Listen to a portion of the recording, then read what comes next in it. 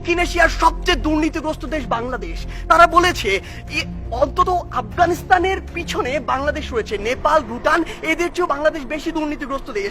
আপনি কেন এটি বলছেন না? বিগত 15 বছর ধরে আপনার দেশ থেকে যে পরিমাণ অর্থ পাচার হয়েছে তা দিয়ে আপনার দেশে 2 বছরের বাজেট দেয়া যেত।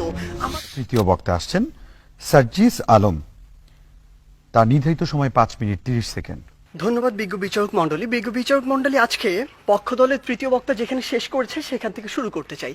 তিনি মাত্র বললেন যে ওয়ার্ল্ড র্যাঙ্কিংয়ে পাকিস্তানের 9টি বিশ্ববিদ্যালয় রয়েছে, কিন্তু সবচেয়ে দুঃখের কথা সেটি পাকিস্তানের মতো রাজনৈতিকভাবে এত বড় একটি অস্থিতিশীল দেশেরও যখন 9টি বিশ্ববিদ্যালয় 1000-এর মধ্যে র্যাঙ্কিংয়ে থাকে বিশ্বে, আমার বাংলাদেশের 3টিও থাকে না। আমার বাংলাদেশ এ কারণেই সফলতম হতে পারে না। তিনি আজকে বললেন আমরা নাকি আমাদের যে স্বপ্ন সেটিকে বিশ্বাস করি না। আমরা একটি দেশ নিয়ে যখন কথা বলবো তখন শুধু স্বপ্নের উপরে ভর করে থাকতে পারি না, ওই আবেগ দিয়ে চালিত হতে পারি না।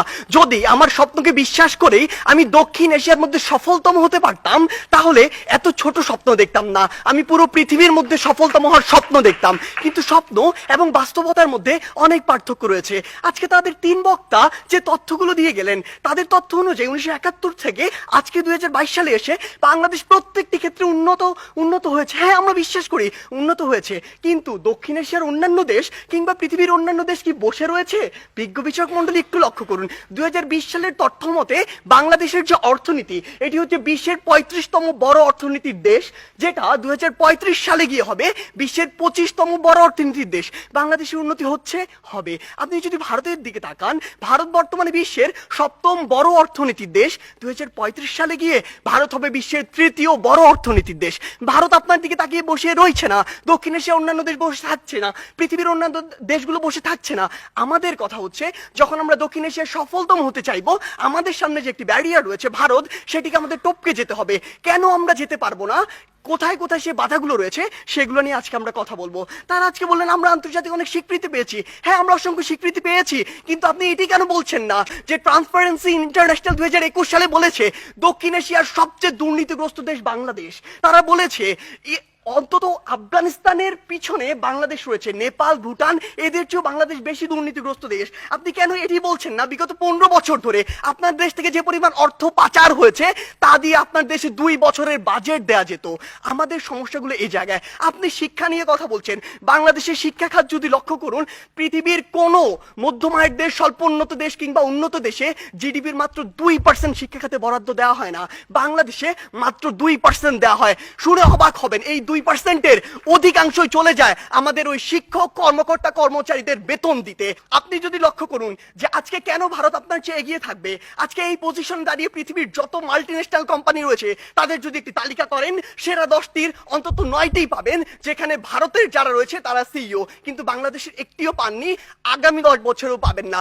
এই ক্ষেত্রে গুরুত্বপূর্ণ কিছু কথা রয়েছে যেগুলো আপনারা উপেক্ষা করে যাচ্ছেন। আপনারা কিভাবে ভারতের সাথে তুলনা করেন? একটু আগে একটি হাস্যকর কথা বলে গিয়েছেন যে ভারতে নাকি 0.2 মিলিয়ন অর্থাৎ মাত্র 2 লক্ষ মানুষ বিদ্যুতের সুবিধার কাছাকাছি যেতে পারেনি। আপনি একবার চিন্তা করেছেন ভারতের জনসংখ্যা কত? 130 কোটি জনসংখ্যার একটি দেশ, আর আপনি 17 কোটি জনসংখ্যা নিয়ে ভারতের সাথে তুলনা করছেন। আপনি যদি 17কে 130-এর সাথে তুলনা করে সে অনুযায়ী গুণ করতেন তাহলে দেখবেন ভারত আপনার চেয়ে অবশ্যই এগিয়ে রয়েছে। আপনি আজকে কথা বলছেন বাংলাদেশের বিভিন্ন খাত নিয়ে, কৃষি খাতের কথা বলছেন। বাংলাদেশের কৃষি খাতের জন্যই আমাদেরকে আরো ভুগতে হবে। বাংলাদেশের কৃষি খাতে আপনি এই জরিপে আর আপনার এই পরিসংখ্যানে যা দেখাচ্ছেন, কৃষকের কাছে যান সেটি দেখতে পাবেন না। কৃষক আজকে তার ধানে আগুন পর্যন্ত লাগিয়ে দেয়। আজকে কি হয়েছে? আজকে হয়েছে যে পুরো বাংলাদেশের যে হাসপাতালের যে সিস্টেম, স্বাস্থ্য খাত, এটি 8 থেকে 10টি কোম্পানির হাতে, মানুষের হাতে জিম্মি রয়েছে। এটি থেকে বের হয়ে আসতে হবে। আজকে আমাদের ঢাকা শহর কেন্দ্রিক সবকিছু সেন্ট্রালাইজড হয়ে গিয়েছে, এখান থেকে ডিসেন্ট্রালাইজড করতে হবে। ঢাকা শহর পৃথিবীর বসবাসের অনুপযোগী শহরদের মধ্যে অন্যতম। এই অন্যতম হওয়ার যে কারণটি, এই অন্যতম কারণটি হচ্ছে এটি। আমাদেরকে এই জায়গাগুলোতে কাজ করতে হবে। আপনি ডেল্টা প্লেনের কথা বলছেন, আপনি প্যারিস চুক্তির কথা বলছেন। এই প্যারিস চুক্তি থেকে যেমনটি ট্রাম্প করেছিল, যখন ইচ্ছা তাদের স্বার্থ থাকবে না, বের হয়ে যাবে। আপনাকে আপনাদের নিজের স্বার্থ দেখতে হবে। আপনি দেখবেন ওই কার্টাগোনা প্রোটোকল চালু হয়েছিল ঠিকই, যুক্তরাষ্ট্র মনে করেছে যে পরিমাণ কার্বন নিঃসরণের লিমিট দেওয়া হয়েছে সেটা তার পক্ষে মানা সম্ভব না, সে বের হয়ে গিয়েছে। তারা সেইটুকুই লক্ষ্য করবে। তাই মাননীয় বিচারক মন্ডলী, আমরা বিশ্বাস করি বাংলাদেশ অবশ্যই সফলতম একদিন রাষ্ট্র হবে, সেটি আমরা স্বপ্ন দেখি, কিন্তু 21 শতাব্দীর মধ্যে এটি সম্ভব নয় যখন আমাদের সামনে ভারত রয়েছে। সম্ভব হবে যদি আমরা যে সীমাবদ্ধ ক্ষেত্রগুলো দেখিয়েছি সেগুলোতে কাজ করতে পারি। আমরা প্রত্যাশা করি কোনো একদিন আমাদের প্রজন্ম বাংলাদেশকে সফলতম রাষ্ট্র হিসেবে দেখবে। ধন্যবাদ বিজ্ঞ বিচারক মন্ডলী।